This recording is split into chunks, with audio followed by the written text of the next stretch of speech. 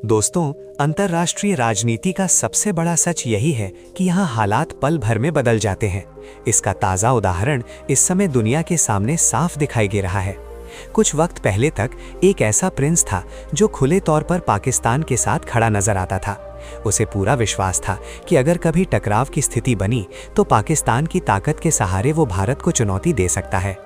उस दौर में दिए जा रहे बयान भी कुछ ऐसे ही थे, जैसे मानो भारत को घेरने की पूरी रणनीति पहले से ही तैयार कर ली गई हो। लेकिन राजनीति का खेल कब किस दिशा में मुड़ जाए, इसका अंदाजा लगाना आसान नहीं होता। आज वही हालात बिल्कुल अलग तस्वीर पेश कर रहे हैं। वही शख्स जो पहले पूरे आत्मविश्वास के साथ खड़ा दिखाई देता था, अब कठिन समय में सहारे की तलाश करता नजर आ रहा है। और सबसे हैरान करने वाली बात यह है कि जिस पाकिस्तान पर उसे सबसे ज्यादा भरोसा था, वहीं से मदद मिलने की संभावना भी अब बहुत कमजोर दिखाई दे रही है। यानी जिस ताकत के भरोसे भारत को चुनौती देने की बातें की जा रही थी, वही ताकत आज कहीं नजर नहीं आ रही। ऐसे में सवाल उठता है कि आखिर ऐसा क्या हुआ कि जो व्यक्ति कुछ समय पहले तक भारत के खिलाफ रणनीति बनाने में जुटा था, वहीं आज खुद असहाय दिखाई दे रहा है। और क्यों अचानक परिस्थितियां इतनी बदल गई कि उसे अपनी ही बनाई रणनीति पर फिर से विचार करने की जरूरत पड़ गई। इन्हीं सभी सवालों के जवाब आज की इस वीडियो में हम विस्तार से समझने वाले हैं। लेकिन उससे पहले अगर आप वीडियो देख रहे हैं तो बस एक छोटा सा काम कर दीजिए, 1 सेकंड निकालकर वीडियो को लाइक कर दीजिए। और अगर अभी तक चैनल को सब्सक्राइब नहीं किया है तो उसे भी जरूर सब्सक्राइब कर ले। आपके लिए ये सिर्फ 1 सेकंड का काम होगा, लेकिन हमारे लिए ये बहुत बड़ी प्रेरणा बन जाता है। दरअसल दोस्तों, यहाँ जिस शख्स की बात हो रही है वो है मोहम्मद बिन सलमान, जिन्हें पूरी दुनिया में आमतौर पर MBS के नाम से जाना जाता है। सऊदी अरब के इस शक्तिशाली क्राउन प्रिंस के सामने इस समय परिस्थितियां कुछ ऐसी बन गई हैं कि उन्हें एक साथ कई दिशाओं से दबाव का सामना करना पड़ रहा है। एक और क्षेत्र में बढ़ते तनाव के कारण ईरान से संभावित हमलों का खतरा लगातार मंडरा रहा है। वहीं दूसरी ओर उनके अपने देश के अंदर एक ऐसा संकट उभर आया है जो सीधे आम नागरिकों की रोजमर्रा की जिंदगी को प्रभावित कर रहा है, और वो संकट है खाद्य आपूर्ति से जुड़ा हुआ। असल में जैसे ही इस क्षेत्र में टकराव की स्थिति तेज हुई, उसके तुरंत बाद ईरान ने दुनिया के सबसे महत्वपूर्ण समुद्री रास्तों में से एक स्ट्रेट ऑफ हॉर्मुज़ पर अपनी पकड़ मजबूत कर दी।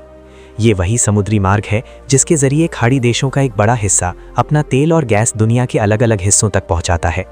जैसे ही इस मार्ग पर दबाव बढ़ा, हालात तेजी से बदलने लगे। खाड़ी क्षेत्र के कई देशों का तेल और गैस निर्यात प्रभावित होने लगा, क्योंकि जहाज़ों का सुरक्षित रूप से गुजरना कठिन हो गया। लेकिन असली चिंता तब बढ़ी जब बाहर से आने वाली ज़रूरी चीज़ों की सप्लाई भी प्रभावित होने लगी। कई बाज़ारों में ज़रूरी सामान की उपलब्धता कम होने लगी और उनकी कीमतें तेज़ी से ऊपर जाने लगी। खास तौर पर खाद्य वस्तुओं को लेकर चिंता बढ़ती हुई दिखाई दे रही है। इसी बीच सऊदी अरब में जिस मुद्दे को लेकर सबसे ज़्यादा चर्चा हो रही है वो है बासमती चावल की सप्लाई। दरअसल बहुत कम लोगों को ये जानकारी होती है कि खाड़ी देशों की खाद्य ज़रूरतों को पूरा करने में भारत की भूमिका कितनी अहम है। भारत से निर्यात होने वाले बासमती चावल का बड़ा हिस्सा खाड़ी क्षेत्र के देशों जैसे सऊदी अरब, यूनाइटेड अरब अमीरात, कतर, ओमान और इराक तक पहुंचता है। इनमें भी अकेला सऊदी अरब हर साल भारत से लाखों टन बासमती चावल आयात करता है। यही वजह है कि जब समुद्री रास्तों में रुकावट आने लगी तो खाड़ी क्षेत्र में खाद्य आपूर्ति को लेकर चिंता अचानक बढ़ गई। गोदामों में रखे पुराने भंडार तेजी से कम होते नजर आने लगे और बाजारों में जरूरी सामान की कीमतें ऊपर चढ़ने लगी। लेकिन इसी दौरान घटनाओं ने एक नया मोड़ ले लिया। खबरें सामने आने लगीं कि ईरान ने संकेत दिया है कि स्ट्रेट ऑफ हॉर्मुज़ से गुजरने की अनुमति कुछ खास मित्र देशों के जहाज़ों को दी जा सकती है। बताया जा रहा है कि उन देशों की संभावित सूची में भारत का नाम भी शामिल है। इसका सीधा अर्थ ये निकाला जा रहा है कि भारतीय जहाज़ों के लिए व्यापार का रास्ता पूरी तरह बंद नहीं होगा और उनके लिए आवाजाही अपेक्षाकृत आसान रह सकती है। ऐसी स्थिति में सऊदी अरब के सामने एक व्यावहारिक विकल्प यही दिखाई देता है कि वो अपनी खाद्य ज़रूरतों को पूरा करने के लिए भारत के साथ व्यापारिक संबंधों को और तेज करे। यही वजह है कि अब रियाद की तरफ से भारत से अधिक बासमती चावल की आपूर्ति सुनिश्चित करने के प्रयास तेज होते दिखाई दे रहे हैं। लेकिन दोस्तों, अगर इस पूरे घटनाक्रम को सही तरीके से समझना है तो हमें कुछ महीने पीछे जाना होगा, क्योंकि आज जो परिस्थितियां बनी हैं उनकी नींव दरअसल उन फैसलों में छिपी हुई है जो कुछ समय पहले लिए गए थे। याद कीजिए, वही दौर था जब सऊदी अरब के क्राउन प्रिंस मोहम्मद बिन सलमान खुलकर पाकिस्तान के साथ अपनी रणनीतिक साझेदारी को मजबूत करते नजर आ रहे थे। उस समय दोनों देशों के बीच कई रक्षा और सुरक्षा से जुड़े समझौते हुए थे और माहौल ऐसा बनाया जा रहा था जैसे खाड़ी और दक्षिण एशिया की राजनीति में एक नया समीकरण तैयार हो रहा हो।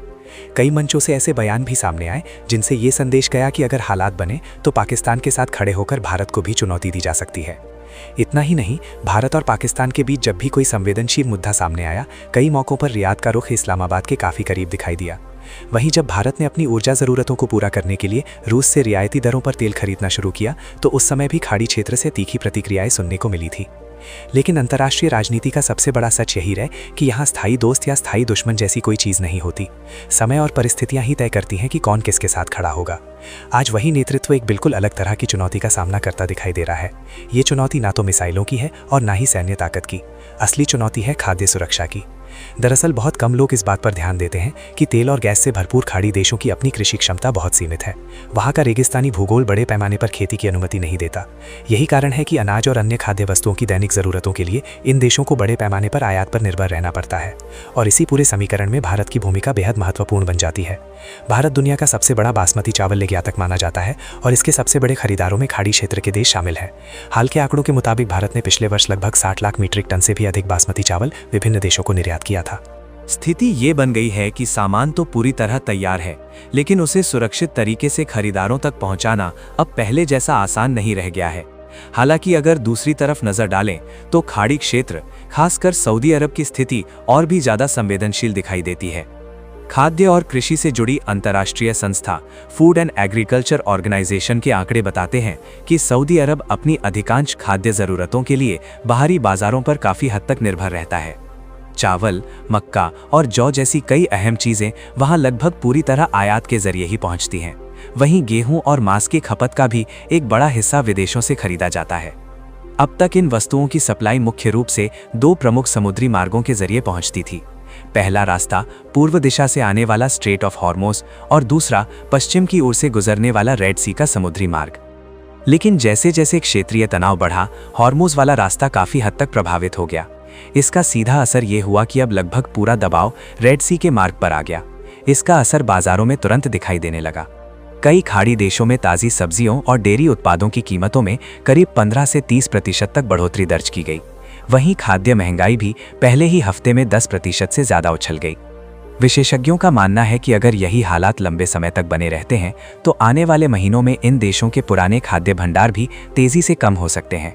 ऐसी स्थिति में कीमतों में और ज़्यादा उछाल देखने को मिल सकता है। यहीं से एक अहम कूटनीतिक सवाल भी सामने आता है। क्या ऐसे समय में भारत को खाड़ी देशों की मदद के लिए आगे आना चाहिए? अगर इस पूरे रिश्ते को आर्थिक नज़रिए से देखें तो दोनों पक्षों के हित एक दूसरे से गहराई से जुड़े हुए हैं। एक तरफ खाड़ी देश भारतीय कृषि उत्पादों के बड़े खरीदार हैं, वहीं दूसरी ओर भारत के लिए सऊदी अरब एक महत्वपूर्ण आर्थिक साझेदार है। भारत के कुल कच्चे तेल आयात का बड़ा हिस्सा सऊदी अरब से आता है। इसके अलावा वहाँ लाखों भारतीय काम करते हैं और उनके द्वारा भेजी जाने वाली रकम भारत की अर्थव्यवस्था में अहम भूमिका निभाती है। इसके साथ साथ दोनों देशों के बीच कई बड़े रणनीतिक और आर्थिक प्रोजेक्ट भी चल रहे हैं।